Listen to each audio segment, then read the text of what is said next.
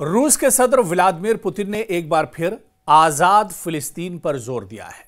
अब जबकि गजा में जंगबंदी का दौर शुरू हो रहा है, ऐसे में रूसी सदर का यह बयान कि खित्ते में तवीलुल मुद्दत इस्तेहकाम की सबसे अहम और लाजमी शर्त एक आजाद फिलिस्तीनी रियासत का क़याम है। पुतिन के इस बयान से जहां फिलिस्तीन काज को मजबूती मिलती है, वहीं माहिरीन भी इस बयान के कई माने निकालते हैं। और आज इसी को हम समझने की कोशिश करेंगे, क्योंकि जिस तरह से डोनाल्ड ट्रंप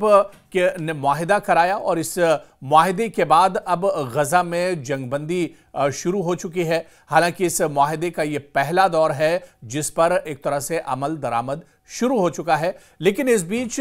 रूसी सदर पुतिन का जो बयान है और उन्होंने एक बार फिर से दोहराया है कि आज़ाद फिलिस्तीन वक्त की ज़रूरत है और आज़ाद फिलिस्तीन जो एक लंबे वक्त से मुतालबा रहा है फिलिस्तीनियों का, वो आज़ाद फिलिस्तीन रियासत एक तरह से मिलना चाहिए। इस बयान के आखिर माने क्या कुछ हैं, किस तरह से इस बयान को देखा जाए, क्योंकि एक तरफ इजराइल जिसकी बुरी नज़र एक तरह से फिलिस्तीन पर बहुत पहले से एक तरह से बनी हुई है और मशरिक़ वुस्ता में ये एक तरह से लड़ाई की एक बड़ी वजह रहा है, कशीदगी की एक बड़ी वजह रही है। अमेरिका भी यहाँ पर अपना मफाद और फ़ायदा और एक तरह से देखता है, और इसके अलावा अब एक और सुपर पावर यानी रशिया और पुतिन भी मशरिक़ वुस्ता पर एक तरह से उनका अमल दखल देखा जा रहा है। और जिस तरह से उनका ये बयान आया है, इस पर माहिरीन कई तरह से इस पूरे बयान को देखते हैं। दरअसल पुतिन ने गजा में जंगबंदी के लिए सदर ट्रंप की कोशिशों की हिमायत की है। रूसी सदर व्लादिमीर पुतिन ने अमेरिकी सदर डोनाल्ड ट्रंप की जानिब से गजा में जारी तनाज़े के खात्मे के लिए पेश की गई कोशिशों की हिमायत का इजहार किया है और इन तजावीज़ को क़याम अमन की जानिब एक हकीकत पसंदाना कदम करार दिया है। पुतिन ने कहा कि सदर ट्रंप ने जो इक़दामात और तजावीज़ पेश की हैं वो सबको मालूम है, और जैसा कि आपने देखा रूस ने फौरी तौर पर इनकी हिमायत की। हमें पूरी उम्मीद है कि अमेरिकी सदर के ये इक़दामात अमली शक्ल इख्तियार करेंगे। पुतिन ने मजीद कहा कि यह मंसूबा अरब और इस्लामी दुनिया की जानिब से मुस्बत अंदाज में कबूल किया गया है और इसके मुकम्मल निफाज को खित्ते में देरपा इस्तेहकाम के लिए उन्होंने ज़रूरी करार दिया है। पुतिन ने दो टूक अंदाज में इस मौके पर कहा कि रूस का मशरिक़ वुस्ता के हवाले से मौक़िफ़ हमेशा एक जैसा रहा है, और वो ये है कि वहाँ के मसाइल सियासी और सिफारती ज़राए से ही हल किए जा सकते हैं। हम हर उस कोशिश की हिमायत करने के लिए तैयार हैं जो खुरेज़ी को रोकने और अमन कायम करने के लिए हो। उन्होंने जोर दिया कि खित्ते में तवीलुल मुद्दत इस्तेहकाम का सबसे अहम और लाजमी शर्त एक आज़ाद फिलिस्तीनी रियासत का क़याम है। तो रूस के सदर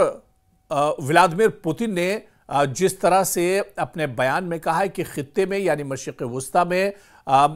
तवीलुल मुद्दत इस्तेहकाम का सबसे अहम और लाजमी शर्त उन्होंने जो बताई है कि आज़ाद फिलिस्तीनी रियासत का क़याम होना चाहिए, जिसके खिलाफ हमेशा से एक तरह से अमेरिका भी रहा है और इजराइल भी आज़ाद फिलिस्तीन के हक़ में नहीं है, और इसी वजह से मशरिक़ वुस्ता में एक तरह से तनाव और कशीदगी बनी रहती है। लेकिन पुतिन हमेशा से इस बात को कहते रहे, और एक बार फिर से जब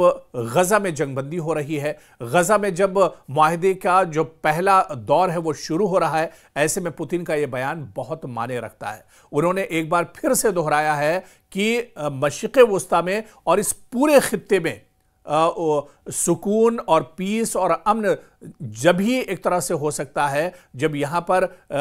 एक तरह से एक आज़ाद फिलिस्तीनी रियासत का क़याम हो सके। यानी पुतिन आज भी अपने बयान पर कायम है और वो चाहते हैं कि आज़ाद फिलिस्तीनी रियासत का क़याम होना चाहिए। यानी एक तरह से व्लादिमीर पुतिन डोनाल्ड ट्रंप और इसके अलावा बिन्यामिन नेतन्याहू की सोच से हटकर वो इस पूरे मसले को सोच रहे हैं, और जो फ़िलिस्तीनियों की मांग है, जो मशरिक़ वुस्ता के लोगों की मांग है कि आज़ाद फ़िलिस्तीनी रियासत का क़याम होना चाहिए, उसी बात को एक तरह से यहाँ पर व्लादिमीर पुतिन आगे बढ़ा रहे हैं। पुतिन के मुताबिक मास्को मशरिक़ वुस्ता में जारी हालात पर करीबी नज़र रखे हुआ है और वहां के शराकतदारों के साथ मिलकर तनाज़े के हल में किरदार अदा करने की कोशिश कर रहा है।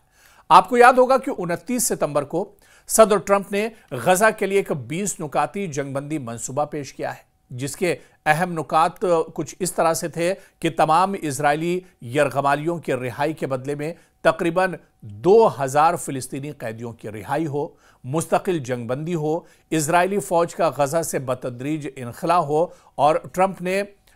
ये बाकायदा ऐलान किया कि इस मंसूबे के पहले मरहले पर इजराइल और हमास के दरमियान मुआहिदा हो चुका है। मंसूबे के दूसरे मरहले में आप देखिए, क्योंकि अभी इस मंसूबे का पहला मरहला शुरू हुआ है, लेकिन इस मंसूबे का और इस मुआहिदे का जो दूसरा मरहला है वो कुछ इस तरह से है कि गजा में नई हुकूमत का क़याम होगा। अब गजा में नए सिरे से यानी सरकार होगी, यहां पर अब एक नया इक़्तिदार होगा और नई हुकूमत का क़याम होगा जिसमें हमास का कोई किरदार नहीं होगा। ये इस मुआहिदे के हिसाब से है। फिलिस्तीनियों और अरब और इस्लामी ममालिक की मुश्तरका सिक्योरिटी फोर्स यहां पर कायम की जाएगी। हमास को गैर मुसल्लह किया जाएगा, यानी हमास के जो हथियार हैं वो छीन लिए जाएंगे और उनको गैर मुसल्लह कर दिया जाएगा, यानी उनकी जो कमर है, उनकी जो ताकत है वो एक तरह से तोड़ दी जाएगी। गजा की तामीर नौ के लिए अरब और इस्लामी ममालिक माली इमदाद फराहम करेंगे। फिलिस्तीनी अथॉरिटी का किरदार महदूद हद तक इसमें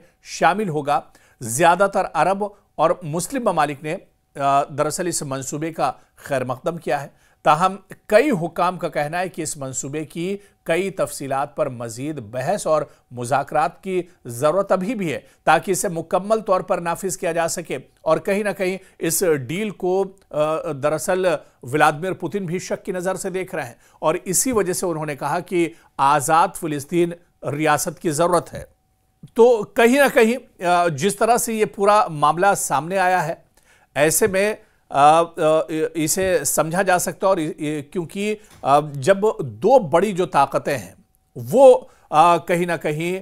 मशरिक़ वस्ता की इस कशीदगी को लेकर बड़ी वजह बनी हुई है, चाहे फ़लस्तीन की बात करें या फिर अमेरिका की बात करें। और इसी तरह से अब क्योंकि पुतिन और रशिया भी इसे अब बहुत अच्छे से समझ रहा है कि दरअसल अमेरिका की भी नीयत साफ नहीं है और अमेरिका इससे पहले भी कह चुका है कि गजा पर जब मुकम्मल कंट्रोल होगा या गजा पर असर नौ यहाँ पर सरकार बनेगी तो उसमें कई चीज़ें दरअसल निकल कर आ सकती हैं। अमेरिका भी यहाँ पर अपना फ़ायदा एक तरह से देख रहा है, अमेरिका भी यहाँ पर कंट्रोल करना चाह रहा है और इसी वजह से उसने कहीं ना कहीं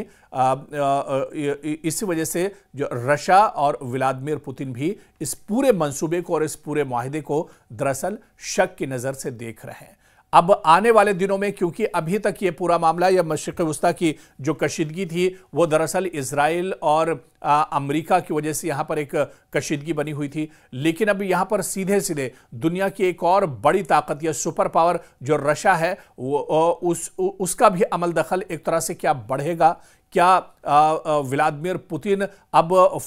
आज़ाद फ़लस्तीनी रियासत को लेकर जो उन्होंने बयान दिया है इसे वो आगे कदम बढ़ा सकते हैं? क्योंकि अगर रशिया जैसी और रूस जैसी ताकत अगर इसमें मुदाखलत करती है और आज़ाद फ़लस्तीनी रियासत के क़याम की बात कर रही है तो ऐसे में आने वाले दिनों में ये मशरिक़ वस्ता में जो हालात हैं ये एक तरह से एक नई बहस इस पर छिड़ सकती है या फिर यहाँ पर अगर जंग का एक और दौर शुरू होता है तो ये जंग अब जो माजी में जंगें हुई हैं उससे बहुत मुख्तलिफ होगी, क्योंकि यहाँ पर अब इजराइल और अमेरिका के खिलाफ सीधे सीधे रूस और व्लादिमीर पुतिन एक तरह से दीवार बनकर खड़े हो सकते हैं।